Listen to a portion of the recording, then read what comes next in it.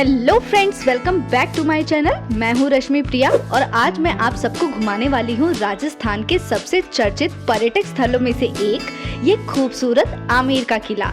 और इसके इतिहास से जुड़ी सारी जानकारी मैं आपको इस वीडियो में देने वाली हूँ।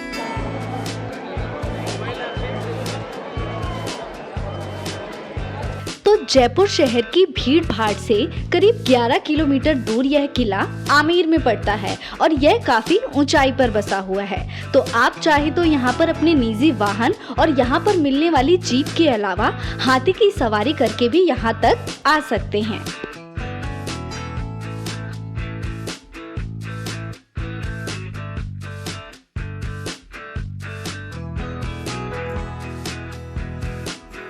आमेर किला, जिसको अंबर किला भी कहा जाता है, इसका नाम यहाँ पर स्थित अम्बकेश्वर मंदिर के नाम पर पड़ा था, जिसके बारे में कहा जाता है कि यह 5000 साल से भी ज्यादा पुराना मंदिर है।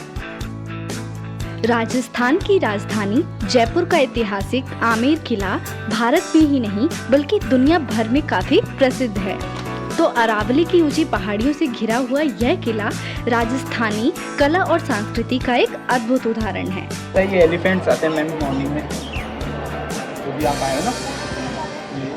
ये जो सामने आप गार्डन देख रहे हैं, इसका नाम है सैफरन गार्डन यानी केसर क्यारी। तो राजा मानसिंह ने 16वीं शताब्दी में कश्मीर से केसर के पौधे मंगवाकर यहाँ पर लगवाए थे और केसर को लगवाने के लिए उन्होंने यहाँ पर इस झील का निर्माण करवाया था। हिंदी मूवी जोधा अकबर का गाना जश्न बहारा का जो हिस्सा ऐश्वर्या राय पर फिल्माया गया है वो इसी गार्डन का है।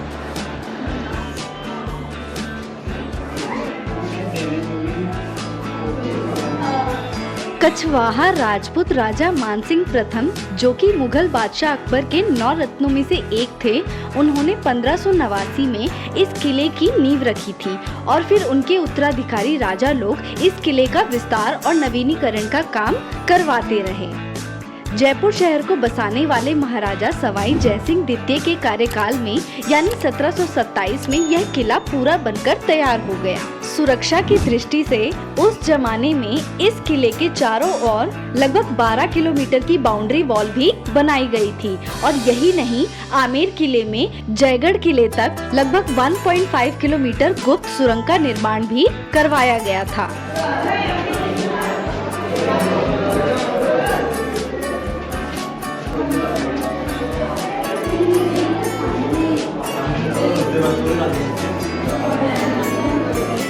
ये है चेंजिंग रूम, ड्रेस वगैरह चेंज कर सकती है। जो आप ये देख रहे हो, जयपुर के अंदर ड्राइवर की डिजाइन होती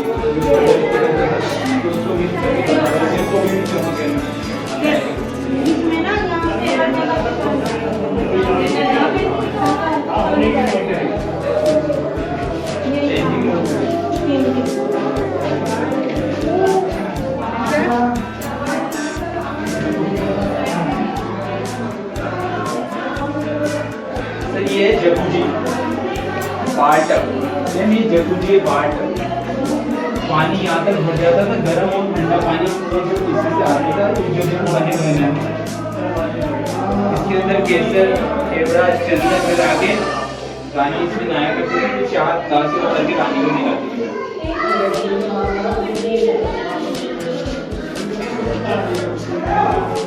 ये राजा रानी का अटैच टॉयलेट था। राजा रानी बंद कर दिए गए उसको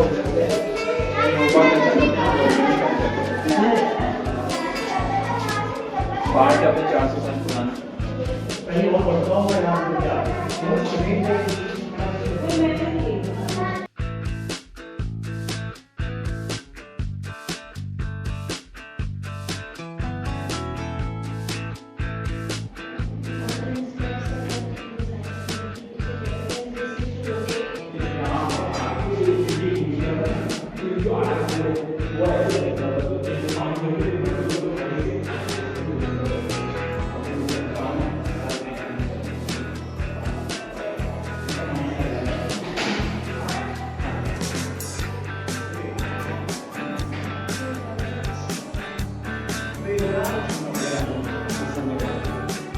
फिफ्टीन 19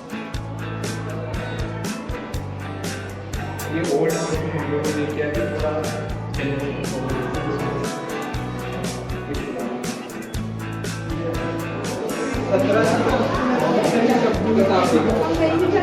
राजा मानसिंह जो पहले पुराने देखे पुराने टॉयलेट मानसिंह के राजा के लिए बनाए गए तो थोड़ा न्यू हो गया, ये ओल्ड है, इससे भी ओल्ड।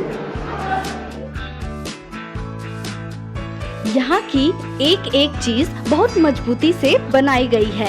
लाल बलुआ पत्थर एवं संगमरमर से निर्मित यह आकर्षक एवं भव्य दुर्ग पहाड़ी के 4 स्तरों पर बना हुआ है, जिसमें से प्रत्येक में विशाल प्रांगण है, जिसमें दीवाने आम अर्थात जन साधारण का प्रांगण, दीवाने खास अर्थात विशिष्ट प्रांगण, शीश महल या जय मंदिर एवं सुख निवास आदि भाग हैं।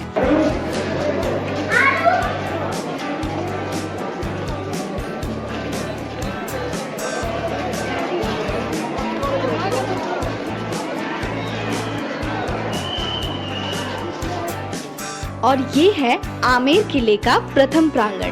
प्रथम प्रांगण में आपको जो यह द्वार दिख रहा है, इसका नाम है गणेश पोल द्वार, जिसका नाम हिंदू भगवान गणेश पर है, अर्थात भगवान गणेश विघ्नहर्ता माने जाते हैं और प्रथम पूज्य भी हैं। अतः महाराजा की निजी महल का प्रारंभ यहाँ से होने पर यहाँ उनकी प्रतिमा स्थापित है।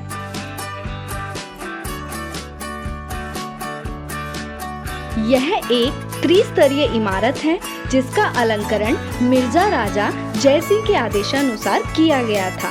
इस द्वार के ऊपर सुहाग मंदिर है, जहां से राजवंश की महिलाएं दीवाने आम में आयोजित हो रहे समारोहों आदि का दर्शन झरोखों से किया करती थी। इस द्वार की नक्काशी अत्यंत आकर्षक है। द्वार से जुड़ी दीवारों पर कलात्मक चित्र बनाए गए थे। इन चित्रों के बारे में कहा जाता है कि उन महान कारीगरों की कला से मुगल बादशाह जहांगीर इतना नाराज हो गया कि उसने इन चित्रों पर चूने गारे की परत चढ़वा दी थी। कालांतर में परत का प्लास्टर उखड़ने से अब ये चित्र कुछ कुछ दिखाई देने लगे हैं। प्रथम प्रांगण से मुख्य सीढ़ी द्वारा द्वितीय प्रांगण में पहुंचते हैं, जहां दीवाने आम बना हुआ है। इसका प्रयोग जन साधारण के दरबार हेतु किया जाता था। दोहरे स्तंभों की कतार से घिरा दीवाने आम संगमरमर के एक ऊंचे चबूतरे पर बना लाल बलुआ पत्थर के 27 स्तंभों वाला हॉल है। इसके स्तंभों पर हाथी रूपी स्तंभ शीर्ष बने हैं एवं उनके ऊपर चित्रों की श्रेणी बनी है। इसके नाम अनुसार राजा यहाँ स्थानीय जनसाधारण की समस्याएं, विनती एवं याचिकाएं सुनते एवं उनका निवारण किया करते थे। इसके लिए यहाँ दरबार लगा करता था।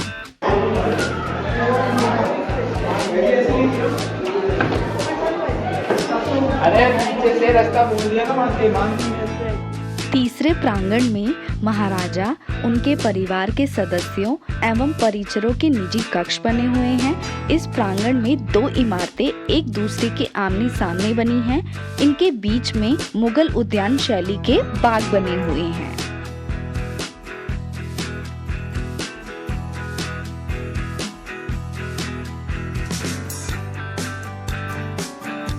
प्रवेश द्वार के बाईं ओर की इमारत को जय मंदिर कहते हैं। यह महल दर्पण जड़े फलकों से बना हुआ है एवं इसकी छत पर भी बहुरंगी शीशों का उत्कृष्ट प्रयोग कर अति सुंदर मीनाकारी व चित्रकारी की गई है। ये महल ही आमेर किले का शीश महल है। एशिया का सबसे बड़ा शीश महल है। राजा की 2 रानियों की निगरानी को देखेंगे, सूरज कमल और चंद्र। जो ये रूम देख रहे हो, ये सूरज कमल का है, चंद्र कमल का, क्योंकि दोनों रानियों को साथ ही रखते थे। सबसे लड़ाई जैसी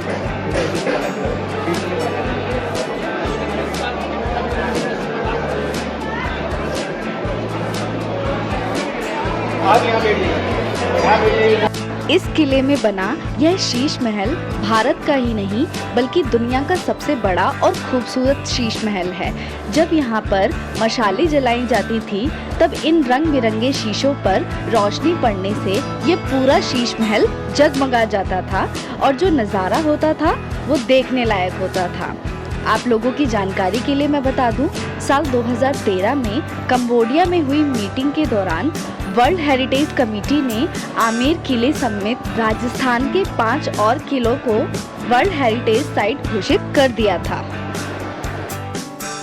शीश महल की दर्पण व रंगीन शीशों की पिचकारी, मीनाकारी एवं रूपांकन को देखते हुए कहा गया है कि जैसे झिलमिलाते मोमबत्ती के प्रकाश में जगमगाता आभूषण संदूक। शीश महल का निर्माण मानसिंह ने 16वीं शताब्दी में करवाया था और ये 1727 में पूर्ण हुआ था। यह जयपुर राज्य का स्थापना वर्ष भी था।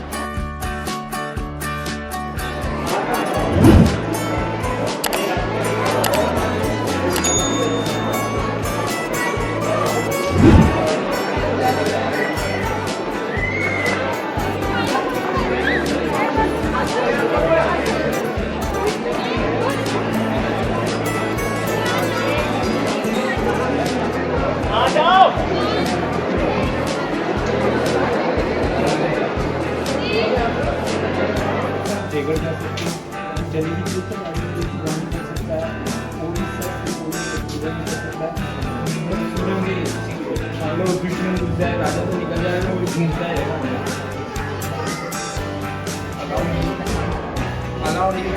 बहुत चमगादड़ वगैरह आज भी जाए ना तो उनको ध्यान रखें।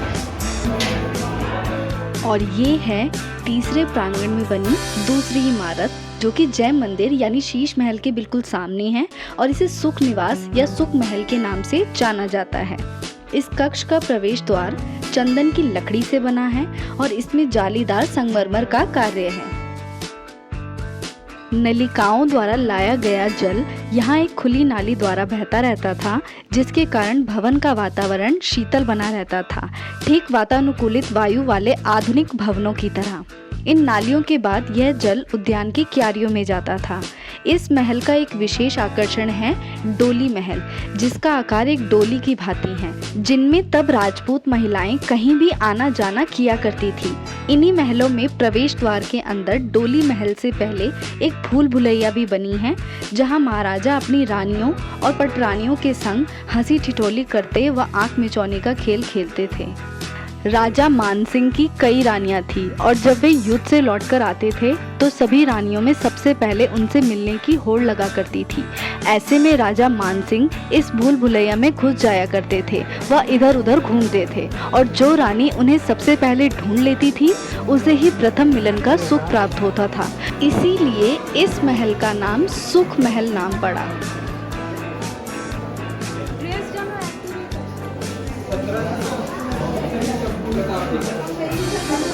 मानसिंह जो पहले पुराने देखे पहले मानसिंह प्रधानमंत्री बनाए गए तो थोड़ा हो गया ये और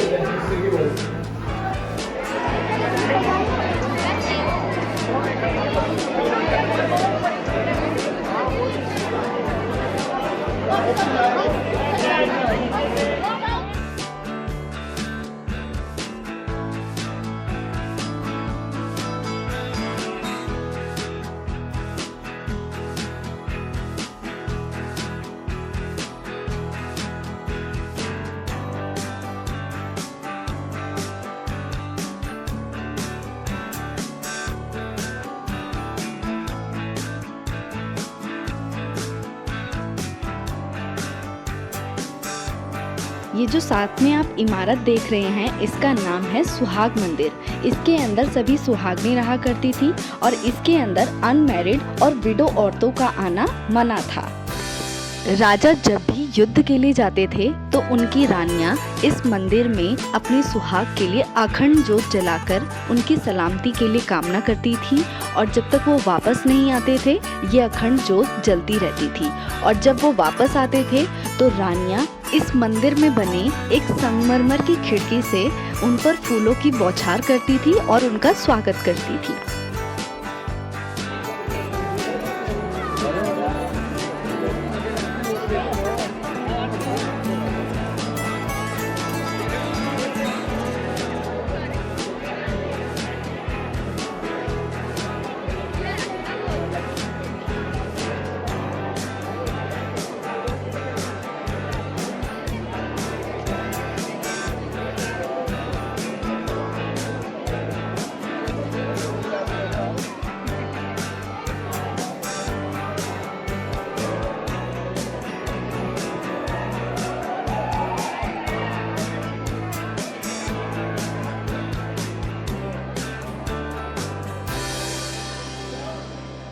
और अब बात करते हैं आमेर किले के चौथे प्रांगण की।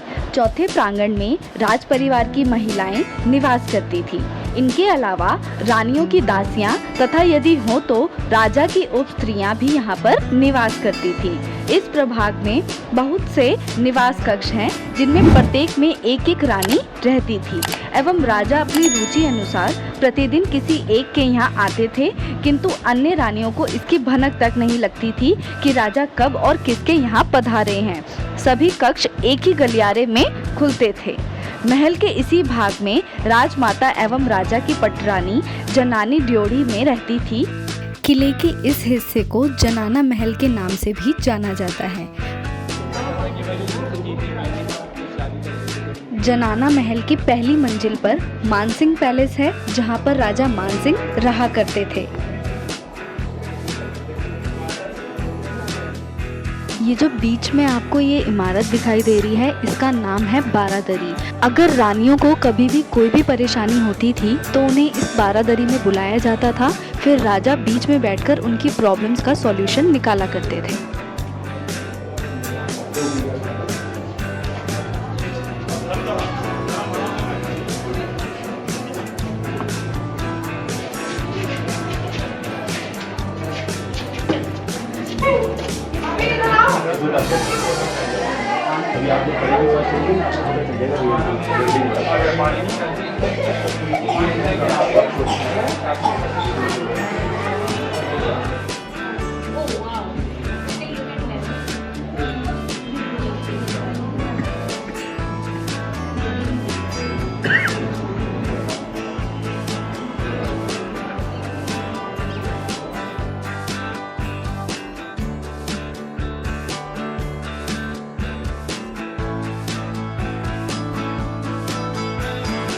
तो दोस्तों, ये था आमेर का किला और उससे जुड़ा रोचक इतिहास। आपको आमेर किले का ये व्लॉग कैसा लगा प्लीज कमेंट करके जरूर बताएं। और अगर आप इसी तरह से किसी और ऐतिहासिक किले से जुड़ा वीडियो देखना चाहते हैं तो उसके नाम भी नीचे कमेंट सेक्शन में लिख सकते हैं। इस जगह से जुड़ी बाकी जानकारियाँ भी आपको डिस्क्रिप्शन बॉक्स में मिल जाएंगी। और अगर आपको मेरा ये ब्लॉग पसंद आया हो तो प्लीज़ लाइक ज़रूर करें और अपने दोस्तों के साथ शेयर भी करें। और अगर आप मेरे चैनल पर नए हैं तो प्लीज़ मेरे चैनल को सब्सक्राइब ज़रूर करें। तो मिलते हैं एक नए ब्लॉग के साथ, तब तक के लिए बाय बाय, टेक केयर।